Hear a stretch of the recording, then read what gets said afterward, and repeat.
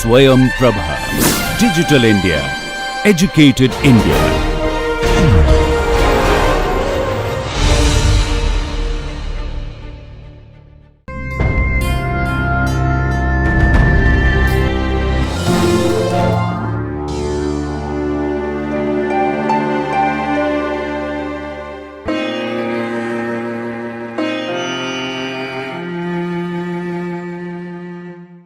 I am Jay Kumar, Assistant Professor in Environmental Studies at Geetham University, Bengaluru.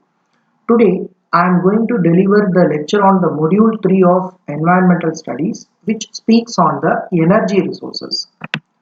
At the outset, I thank Dr. Balaji and Swayam Prabha for permitting me to deliver this lecture on energy resources.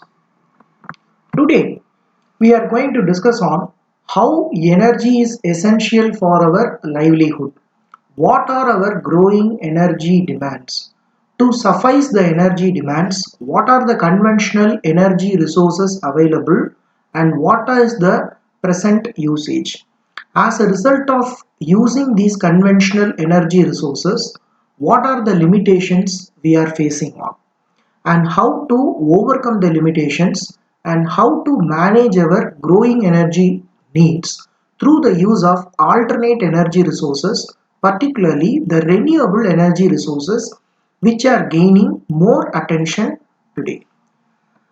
Well, if you just look onto energy, what are our understandings? What do you mean by energy? In simple terms, we say it as Shakti. So energy is a capacity to do work. With the energy derived, you could be in a position to do some physical activity, mental activity, and that in turns gives a useful outcome. This energy is available in a variety of forms. The prime source of energy for humans but for the life and the earth is sun. So sun gives heat radiations. The radiations generate heat and the radiations and the heat are measured through temperature. So the temperature keeps the life viable and it is responsible for most of our growth processes. In the case of plants, you find them for photosynthesis.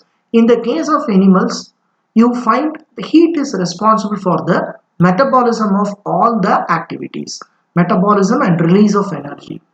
And very particularly, many of these prime resource of solar energy is transformed from one form to another. For example, the solar energy is converted into a heat energy in the form of a fire. So ultimately, fire was the first discovery made by humans so that he can augment the process because the energy derived from fire was helping him to keep him warm during the winter season and it helped him to cook the food to make his process easier. So over a period of time, through the science and technology development awareness, these energy resources are applied by and large as an industrial activity and to improve our civilization process. If you just look on for the energy of our livelihood, it is used in all arenas, particularly household use for cooking. We are using a gas cylinder. For agriculture, we are running a motor, pumping the water and irrigating the soil. So electric energy is required for running a motor. Industries by and large use whatever the industry you name it. Let it be textile industry or it might be an iron industry or a pharmaceutical industry. They all require energy to continue the work. And importantly, the visible energy resource that is being well utilized is the transport. Our locomotion is carried through comfort zones, comfort transports. So we go in a bus, we go in a train, we travel through air in a flight. Our daily activity with a motorcycle or any other thing requires a fuel to run the machine. So transportation activities involve the use of energy resources, particularly you find coal, oil and petrol.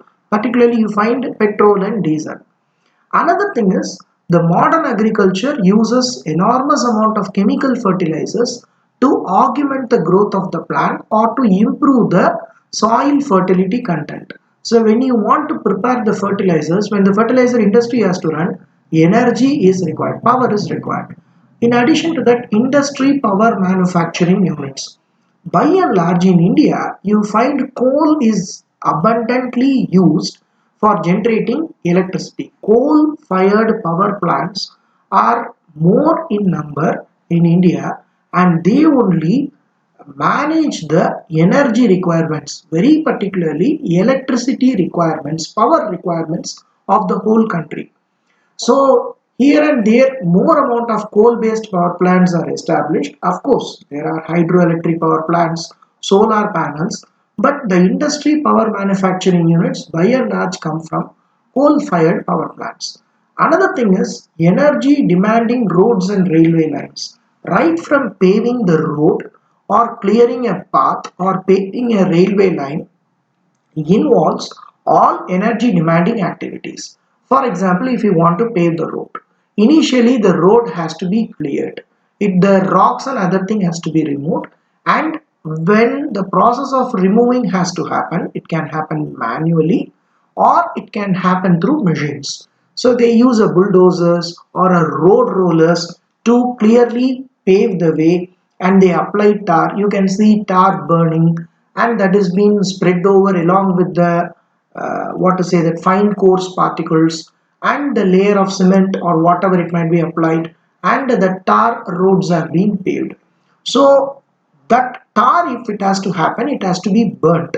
So you have seen whenever they are road paving, you could have seen literally burning of tar, converting that into a small liquid form, bituminous, whatever it might be. The whole process goes on. Railway lines. In addition to the railway lines, when the rail has to go, because the railway industry is one of the largest sector serving the community of India, people of India, in transportation and connecting the nook and corner of India, and it is largely used by the people. So when the train has to move, either it has to run in as a diesel locomotive engine or an electric powered engine. So there also we use our energy. So if you just look on, all our activities are entwined with energy resources. Very particularly, we literally visualize them in the transport sector. Now, how this energy could create an impact to humans? Impact in the sense it could be positive as well as negative. When you find solar energy, it creates heat. If you stand under the sun, it improves the vitamin E. And if you just see, it increases the atmospheric temperature also. As a result, because of the temperature, you could be in a position to balance the rainwater cycle.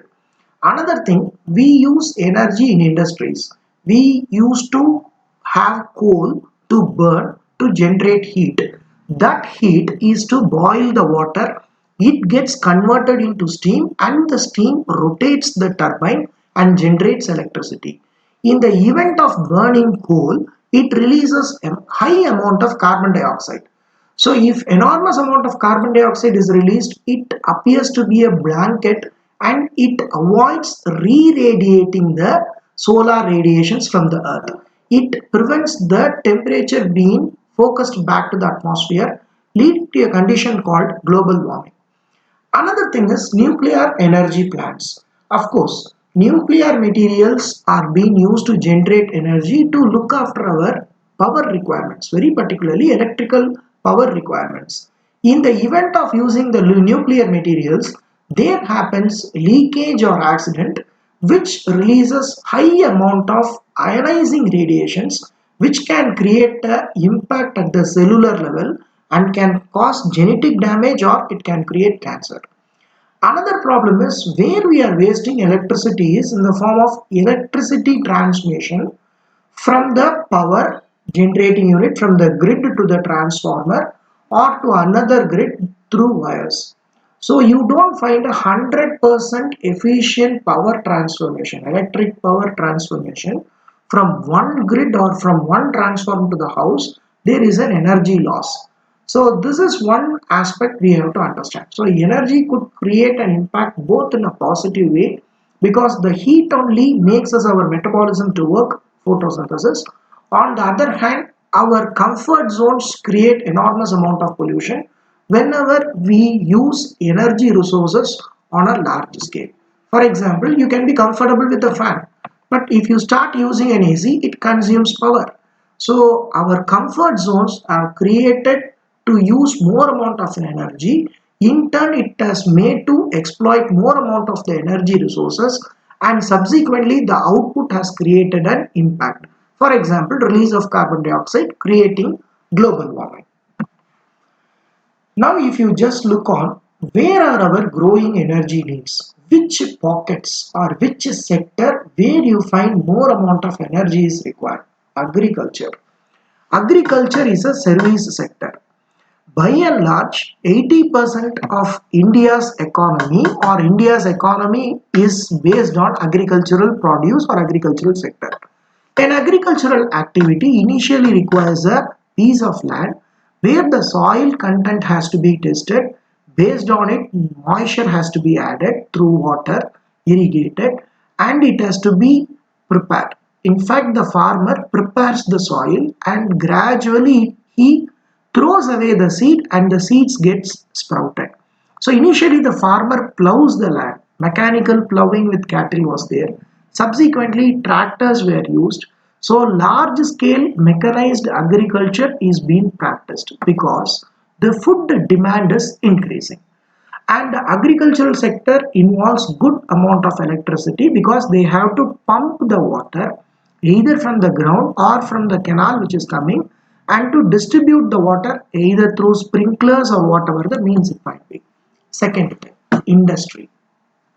Any industry happens to be the backbone of rolling the economy and minimizing the unemployment issues. It gives a social status to man. So industries are very much required for our daily activities. So for example, if you just take any industry, automobile industry, which is responsible for the transportation. If it is responsible for transportation, how we can communicate? Of course, now internet and other aspects are there, but still they require electrical power. Now transportation, why the transportation has come into picture? Initially the transportation happened because of the nomadic nature in search of food and other resources. Over a period of time, these resources, when it has to be searched, they required a comfort transport. So automatically they domesticated animals, they invented the wheel, they started using a transport. We can say that is the best first two-wheeler transport, domestic, then subsequently cycle, motorcycle, car, aeroplane, rockets, everything has come, the transportation has come. When the transportation has to go in a comfortable manner on a large scale, we require power efficient engines to pull the wagon or the vehicle. So which requires power. So transportation is increasing. I can just give a simple example. If you just go to a toll of anything, the number of vehicles running on that road, it will be quite stunning. Minimum in India, every toll records on an average of 1.25 lakhs of vehicles crossing the toll.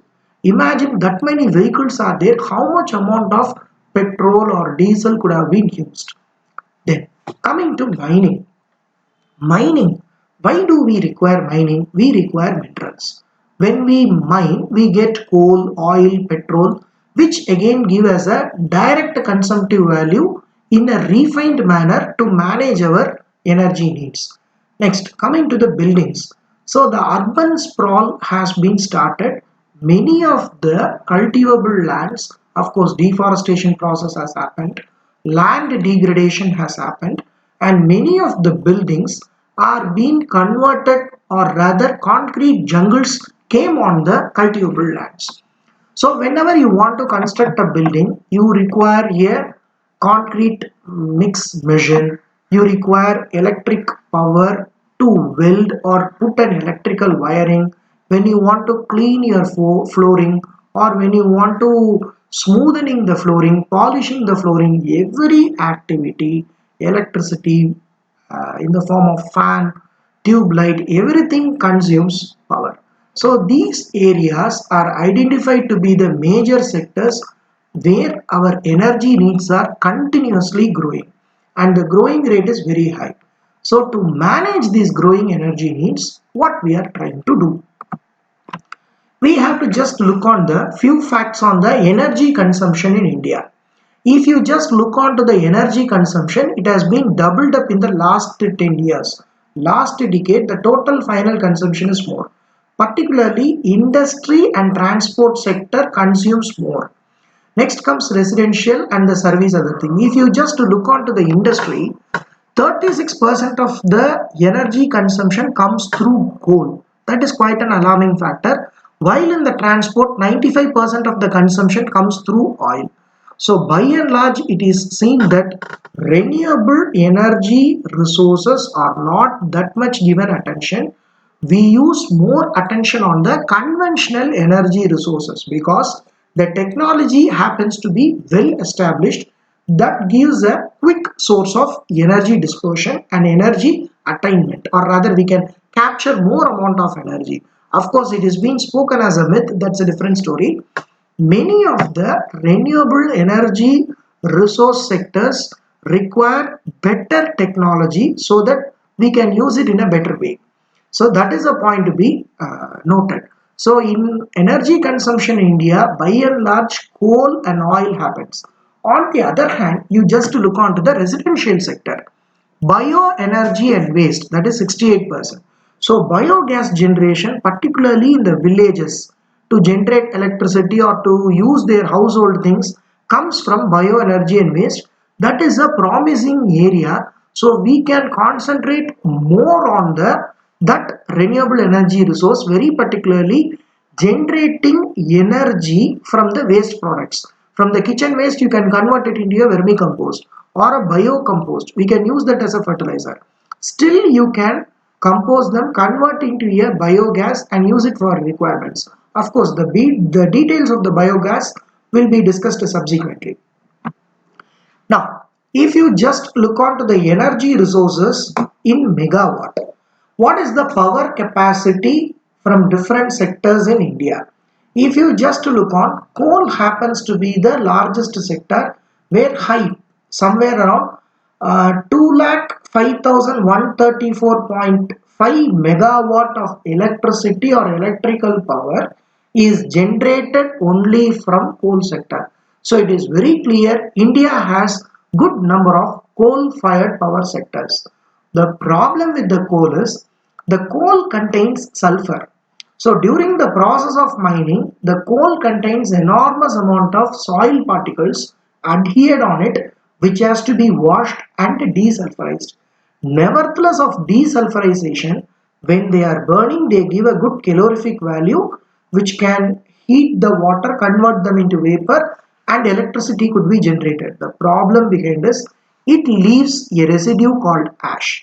So that is a point to be noted. This is the power capacity from different sectors in India, and diesel is the very lowest thing. On the other hand, you could find renewable sector happen to be the next. Somewhere it occupies around 36%.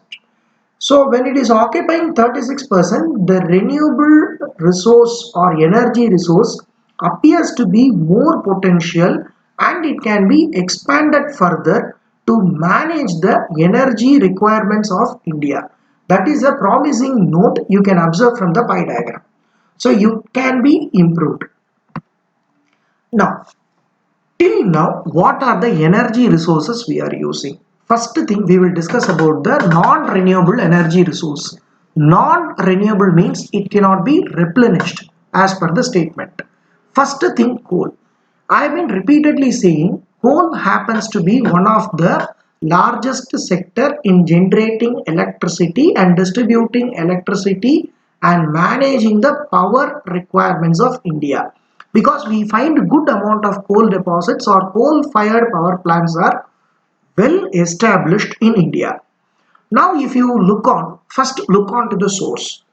The source is coal.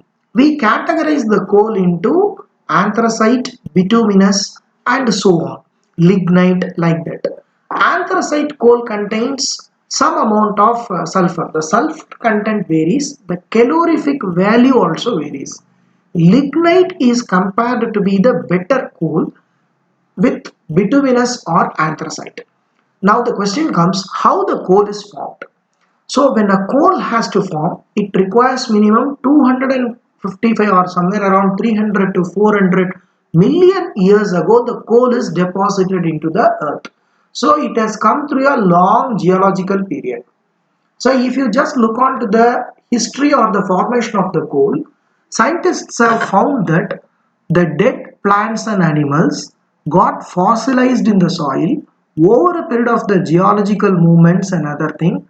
These fossilized contents converted them into a strong structure called coal, which contains good amount of carbon. Now this carbon has got good amount of calorific value. So 1 kg of coal can give you 8700 kilocalories of energy when you burn 1 kilogram of coal. So that is quite an interesting point, and that is being scientifically applied to generate electricity.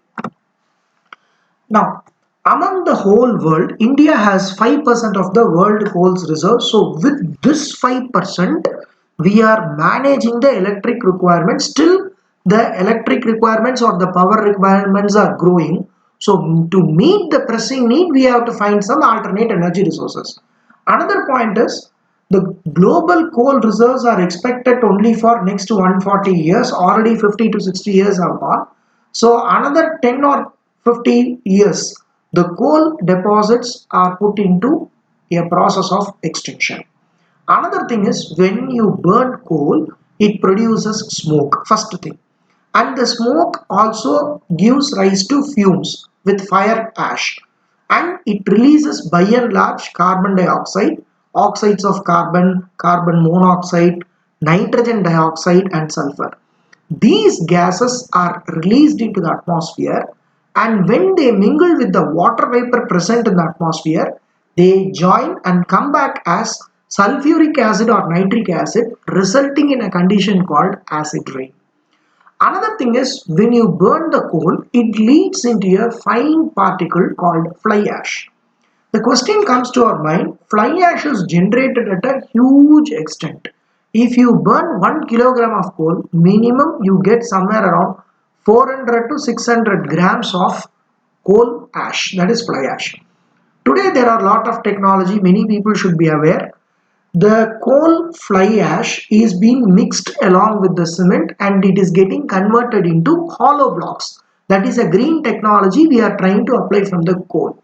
But the amount of fly ash generated is very huge and it has to be worked in a different manner to reduce it. So to reduce the fly ash content, people are trying to desulfurize the coal initially. But that takes a heavy process. Now, if you just look onto this picture, how coal was made, if you just look onto the swamp, you know that ecological succession, whenever the life originated from a moisture content area, it is called as hydrosphere. So the swamp has been formed, and 360 million years ago, the dinosaurs and giant plants died in the swamps, and this water, dirt, and the dead plants were buried, fossilized. Over a period of time, the heat and pressure applied on that particular area through geological periods or the tectonic movements, the coal has been formed. So that turned to be a rocky material which is being mined, and that coal is used for electricity power generation. Now next thing, if you just look on, you see coal and oil are the two major non-renewable energy resource we use in industry, agriculture and transport sector. Sometimes the fossilized remains of plants and animals have got good moisture content. So with the high pressure and temperature on the Earth's crust, it gets converted into a petroleum product along with the water content, and that we say it as crude oil. These crude oil are abundantly found near forest area or in a oceanic crust, or we can say that you can find in the oceans. So what they do is through radars or other thing, they will identify an oil well. So through seismic methods, literally speaking, we are drilling the earth's crust and we pump out the oil. When the oil comes in a thick manner, we try to fractionally distill it. In the sense, you have seen that when you open a petrol tank or other thing, if you keep the petrol or kerosene, it gets volatilized. So it is getting volatilized at a temperature of 30 or 32.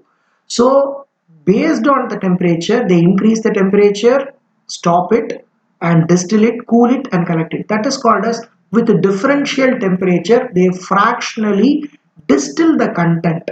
So initially the rocks are fractured, laser being sent down, holes are drilled, and understanding, oh, there are the reserves available, the petroleum reserves after being identified, the crude oil is pumped back and that crude oil undergoes fractional distillation. This is how the fuels are extracted. In the event, what happens is enormous amount of gases are being released, which leads into a problem. Now, when the crude oil comes, we are trying to separate the petrol out of it. We are trying to purify the crude oil. So, this petrol is a long chained hydrocarbons. Hydrogen and carbons are linked together and forms a long chains.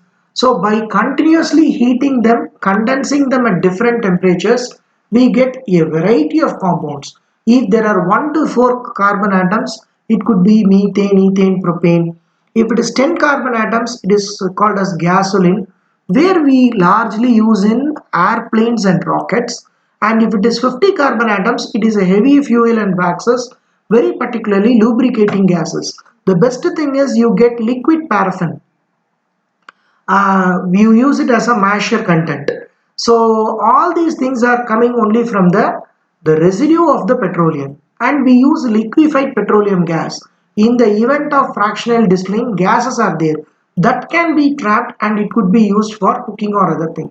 Where the domestic gas cylinders are being filled with only liquefied petroleum gas. Still, in India, everybody use only liquefied petroleum gas for all their domestic purposes. So that itself clearly indicate that in urban environment, LPG is largely used only in the rural environment, particularly villages where there is a abundance of bio waste, particularly the cattle waste or any other agricultural waste, that is only being converted into biogas. By and large, all the urban sector we use only LPG. So this is what one of the problem. And if you just look on to the average consumption of a family of 4 people, the gas cylinder, whatever we are getting, it is 14.2 kilograms, whatever it might be, any commercial, any gas cylinder that is being supplied by the agencies, and it comes only for 45 to 50 days, of course, depending on the usage. On an average, 40 days. So we are using somewhere around 14.2 kilograms of liquefied petroleum gas for all our domestic purpose. That is an important point to be noted. Now coming to the characteristics of this non-renewable energy resources, we saw 2 examples. What is the problem with it? How are they formed? Another thing, when you understand their characteristic features or the attributes, we will get to know an idea about their limitations. We understood from coal, they are accumulated over a long period of time. So they take millions of years to get fossilized and the coal is being mined. Same as the case of petrol. Another point is they are not replaceable or replenishable. In the sense, once you use the petrol in a vehicle, it gets exhausted. Unless you refuel it, it cannot be done. Same as the case of coal. Coal is being burnt. It is converted into ash. You cannot use the ash again to burn or make it in the form of a coal. So this is the problem. So continuously they are being exhausted. Another point is the scientific research estimates show that they will be exhausted in few years. In the sense, their quantity is very much limited, but our requirement is very high. So this is what one of the problem. Another thing is they have high pollution potential due to their over exploitation. Yes, it is a fact. It releases oxides of carbon, nitrogen, sulfur, which can lead into nitric acid or improve the greenhouse gas content, and it can lead to a global warming. Point number one. Second thing, fly ash. How are we going to dispose? Of course, we are trying to identify lot of greener technologies to dispose of this fly ash in the form of hollow bricks or whatever it might be. That could be considered as a optimistic idea or a green optimistic idea to convert the waste. Another problem is the generation of fly ash is so high, so we have to identify some more better technologies to handle it. Otherwise, they dump it as a sanitary thing. And those fly ash contains all these carbon of sulfur or whatever it might be. When it is being inhaled, it creates a serious respiratory or breathing illness to humans. And this is very well witnessed in Delhi, and we will be seeing that as a case study. So coal, petroleum, oil, although they give a good energy need, but our energy need is increasing. Their characteristics shows that they are accumulated over a period of time. They are not replaceable. They have got pollution potential, and their quantity is also diminishing. So keeping these factors in mind, we have to identify alternate energy resources. So coal-based energy resources, what are the trouble? For example, fly ash. So it contains oxides of carbon, sulfur, nitrogen, and leads into global warming. So before you use a coal, the sulfur content of the coal should be studied, the dirt should be removed, and it should be desulfurized. In the event of you desulfurizing, you may be adding some acids. In the event of you adding the acids, that leads into a complete disruption of the environment. And fly ash bricks are also not clear, it creates into a problem. So the immediate need is we have to find alternate energy resources. This is what we have been discussing. So it is very clear coal based or oil based energy resources are limited in number and they are reaching the brim of extinction. So to manage our energy requirements, one is to manage our requirements to have a continuous flow of energy. So we require to find an alternate energy resource. Now, another thing is nuclear energy. The problem with the nuclear energy, it has got its own debate whether it is renewable or non-renewable, because when you supply the nuclear energy material, you can get quickly an amount of energy, and the nuclear material requirement is also low. By and large, the energy derived from any nuclear isotope, we call it as nuclear energy, and fusion and fission are the two reactions which we have studied in physics to understand how nuclear energy could be harnessed. Nuclear fission reaction. This fission reaction was first discovered in the year 1938 by two scientists Otto Hahn and Fritz Strassmann. What they did is they took a uranium atom, that is a nuclear isotope, and bombarded with the neutrons with a neutron gun. In an atom, you will find central part is nucleus, and the nucleus contains neutrons and protons. The electrons will be rotating around the central part in specific direction, or rather we can say that in an orbit. That is what we say. Now, there is a disturbance in the proton and other thing, so their mass is more. So when the uranium atom is bombarded with a neutron, it splits into krypton and barium and good amount of energy is used. Most of our reactors, nuclear reactors either available at Mumbai or Kalpakkam, use the fission reaction. 1 kilogram of uranium 35 is equivalent to 300 tons of coal. So it means that nuclear fission reactions, nuclear energy gives a better harnessing energy to our increasing energy demands. Problem is the nuclear energy has to be carefully used. It is something like handling a knife. If you know to handle the knife properly, you will not get injured. In the event if you misuse it, it leads into a severe disaster which we have experienced in the form of nuclear bomb attack and hazards which happened in Chernobyl, and the Hiroshima Nagasaki disasters also indicate that nuclear fission or nuclear energy has to be carefully used. It should not be used for any war purposes. It should be potentially used in a proper way. Another thing is, whatever the energy that is being released in the form of a heat, they used to channelize the heat to convert the water into steam and run the turbine to produce electricity. This uranium-35 is abundantly available most of the deserts or in some places of Rajasthan, many places. Thorium also we find. So this uranium-35 is converted in the form of rods and filled in the nuclear reactor, and a neutron gun is there which, what to say, that ejects neutrons, splits the uranium nucleus, and high amount of energy is used. So it is something like more of a chain reaction. Uranium 235, 235, 234 are the fissionable, and they are being continuously added to improve the energy process, which we call it as an enrichment process in nuclear energy derivation through fission reaction. There is something called fusion reaction. Normally it is found in the sun, this reaction. This release enormous amount of energy. That is the reason why solar light is continuously coming. Every moment a little fusion gives a complete illumination of the earth.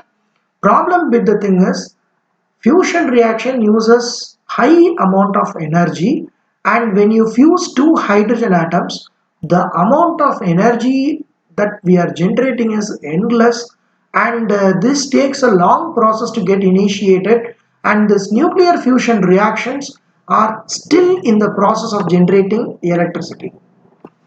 Coming to the point, there is again a problem with this nuclear wastes. It can create an impact to the environment, very particularly the radioactive wastes take a longer time to degrade. As a result, these radioactive wastes have to be dumped deep inside the ocean or in the salt mines, and it has to be kept in a lead jacket container, in a cemented container, and it is being dumped and it is continuously monitored. So disposing the radioactive wastes is a challenging task. Another thing is, if there happens a leakage, lot of ionizing penetrating radiations are there. These penetrating radiations can injure our cell, and at the genetic level there may happen chromosomal aberrations called mutations. So not only the present generation is affected, the future generation is also affected. So the mutagenic and carcinogenic effects, that is the cancer causing effects by this hazardous nuclear energy, has to be seriously worked upon, and it should be understood. Another thing is, the heat generated by the energy released from the nuclear power plants is so high, it makes the environment hot. So the surrounding environment, ocean or other thing, becomes so hot, it leads to thermal pollution. Because of the thermal pollution, many of the species, very particularly fishes, cannot survive in that environment. So these are the few impacts we have to understand from the nuclear energy. Now, what is the pressing need to manage the energy resources? First thing, energy demand is increasing. Why the energy demand is increasing? We have got lot of technological comforts. Our transportation mechanisms, everywhere, day 1 to day 7 or in a thing, automobile industry has got an appreciable growth.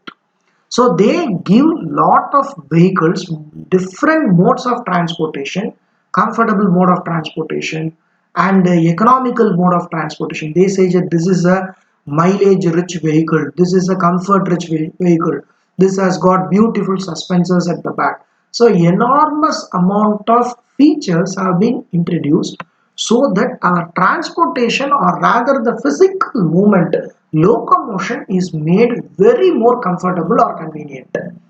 And the gadgets that we use variety of cell phones, satellite communications. Even this lecture demands electricity. So energy demand is quite increasing. The energy demand, if it is quite increasing, and if you just look onto the prime reason, it is because of the population. Electricity for all, electric power for all, energy for all. That is the mantra we speak upon, and we wanted to give energy resources to all.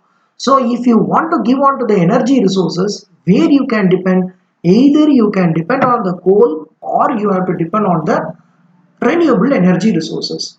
So you have to understand and balance it, which energy resource could be appropriate, eco-friendly, should not release any waste and create a pollution, and it should not trouble our future generation. That is what the sustainability concept also speaks. We have to safely give the environment without compromising the needs of the future generation. So, whether our energy resources are sustainable, these conventional energy resources or non-renewable energy resources, coal and petrol, we have understood that it is at the brim of extinction. So it cannot be sustained. It cannot be sustained in the future because pollution problems enough is there.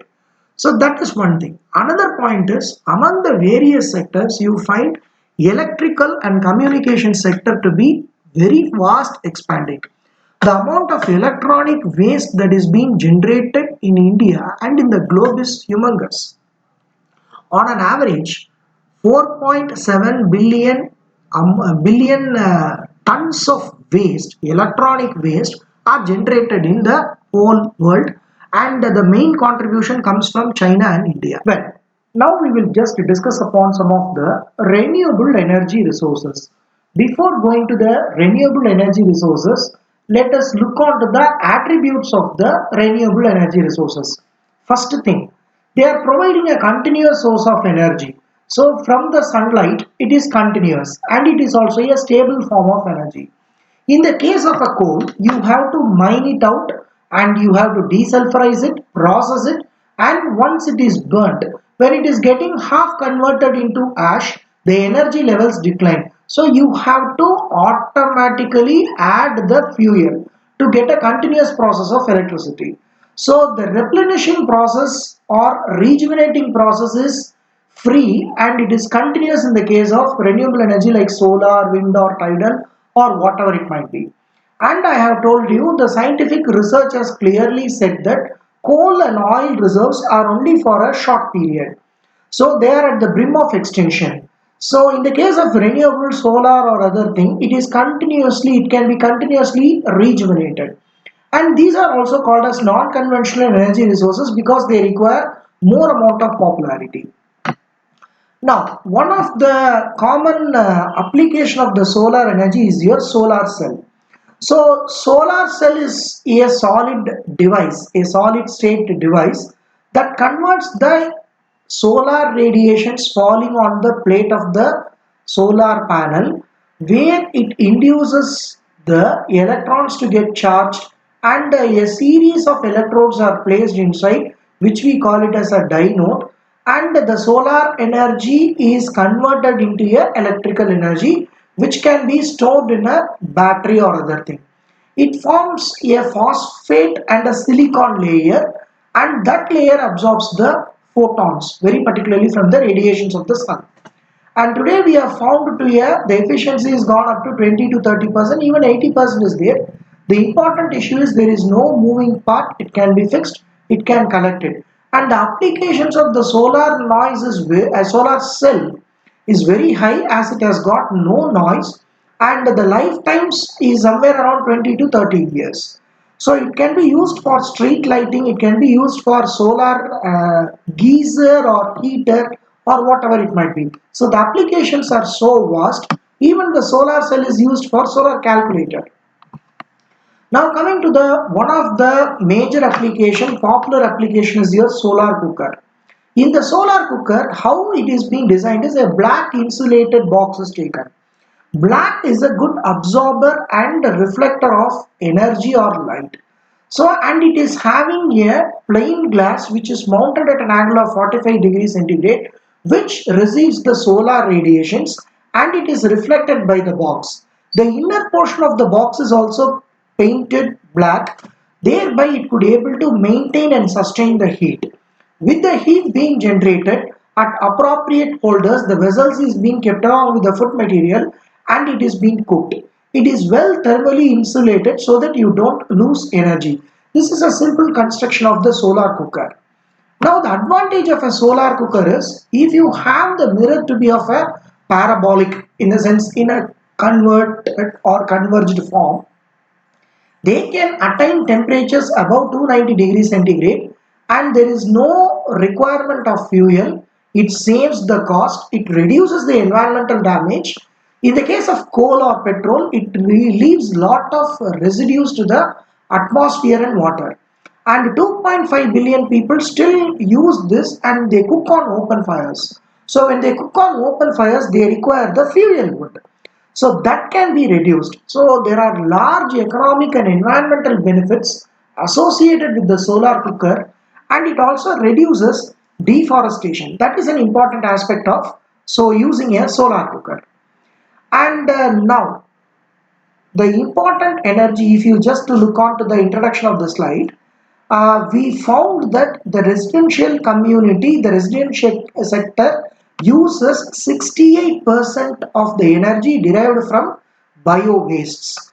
So where do we stand? So how we get the feed for generating the bio energy or the biogas? So which we call it as a gobar gas when it is being generated from the cow dung. So if you just look on, the India's cattle population is 240 million. So we have got a rich cattle population, and the cattle dung can produce somewhere around 22,500 million meter cube of biogas annually, which can suffice the whole family. See, the cost of one cylinder costs you somewhere around 800 to 900 rupees. In a year, we are spending somewhere around minimum of 10 cylinders. So if continuous waste is being added and if biogas could be generated, that will minimize the energy it cost, and whatever the cost that is being invested over the LPG or other thing could be minimized. And a 60 cubic feet gobar gas plant can survive the needs, can be useful to help the needs of the local village of a population of 5 or 10. So that is one advantage. And you could find the cattle and crop production is also quite in a better way in India. India ranks 5th in the world sugarcane production. So the sugarcane biogas waste or whatever it might be can be composted to generate electricity or to prepare alcohol, or it can be biocompost, or it can be used for generation of biogas. Now, what is this biogas? Biogas is a mixture of methane, carbon dioxide, hydrogen, and hydrogen sulfide gas. The hydrogen sulfide gas is responsible for the characteristic smell that we get from a biogas. Whenever we open a cylinder, if there is a gas leakage, you get a smell. And it is because of the mercaptans being added in LPG. And here methane. Methane is the 95% amount, 95% of the whole biogas is shared or being represented through methane, and it is an inflammable gas. And it happens due to the fermentation of biomass. Of course, fermentation is a process where the complex sugar is broken down into simpler substances using bacteria or fungi or yeast. Probably idli fermentation. The South Indian food idli is a fermented dough. The same process happens in the waste. So under the absence of oxygen, anaerobic condition. If oxygen is absent, it is called as anaerobic condition. The organic material is broken into simpler products, releasing heat and gas. So the anaerobic degradation happens and the gas is generated. And this is being followed through two methods. Before that, what are the advantages? Why we have to go for biogas? It is a clean, non-polluting and a cheap production of gas. It rather cheap means you have to say you have to look on to the cost cutting effect.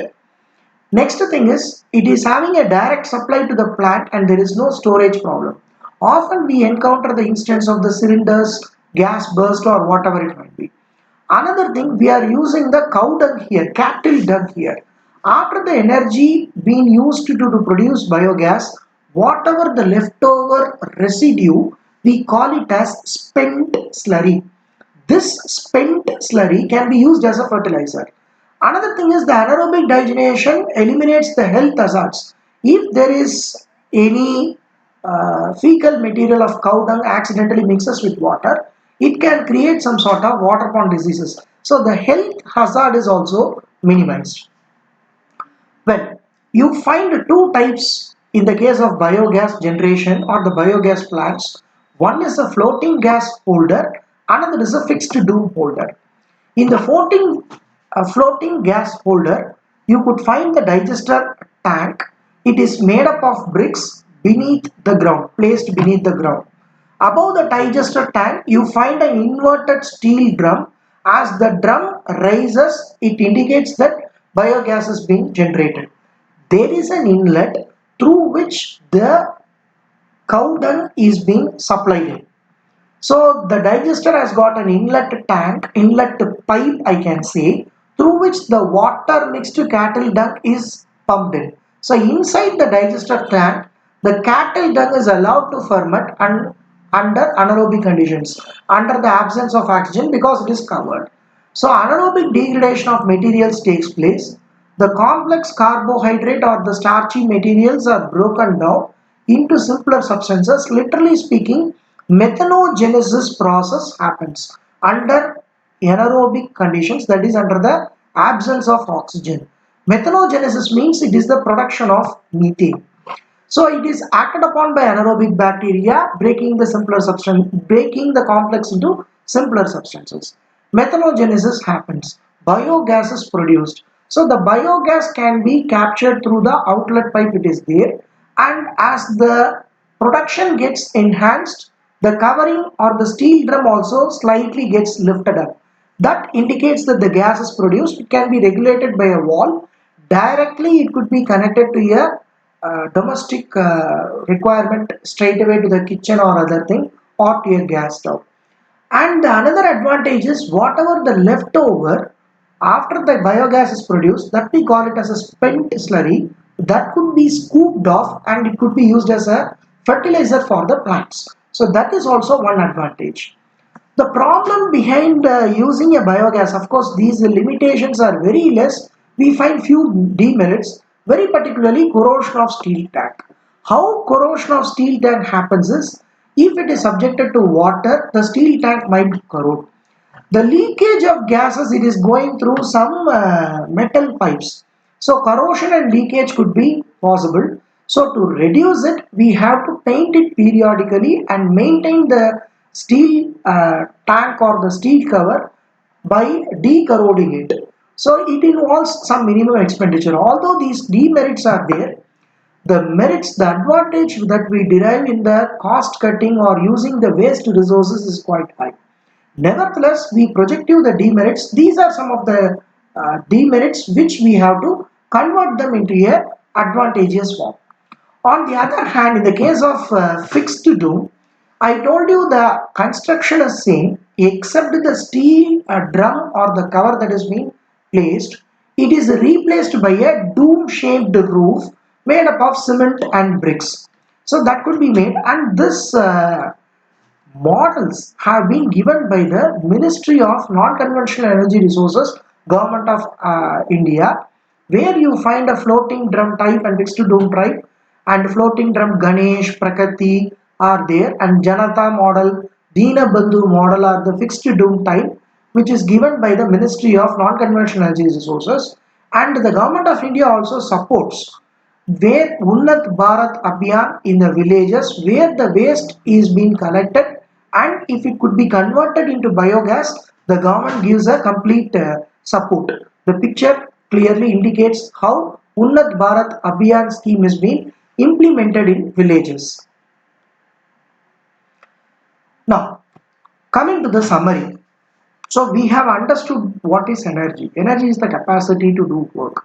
Energy is very much required for our livelihood. The energy resources could be categorized into renewable and non-renewable. Very particularly as the growing energy demands through various sectors, very particularly from agriculture, industry, transport, buildings, minerals, the pressing need of energy demands is coped up by very many sectors, among which today we found coal-fired power sector is catering the energy demands in India. And when we just look on to the energy production through coal or petrol, it has got its own limitations because of the quantity or the supply of the coal and oil are getting gradually declined down. But our energy resources are quite increasing, demands are quite increasing. Hence, we have to identify other resources which are called as non-renewable. Of course, since this non-renewable resources are putting into problem, we have to identify lot of non-renewable resources which are called as non-conventional energy resources. Solar and biogas are getting popular because solar is well used in the what to say that urban sector in the form of solar geysers and other things, where biogas is getting more popularized and practically implemented in many of the rural villages and through various schemes like Unnat Bharat Abhiyan. So the take home message is how best we are going to use the energy resources in a judicious manner. How far we are changing our communication devices where lot of energy activity happens. So can we reduce our electronic waste generation, because the electronic and communication sector is fast growing? There happens a dumping of e-waste which requires high amount of energy and cost to treat. So how far we are going to respect our energy resources and utilize them in a judicious and a rational manner. So the best thing, switch off lights when fans and lights are not required. Are we practicing it? Are we following it? Do we require AC or a fan during a winter season? How best you can manage it?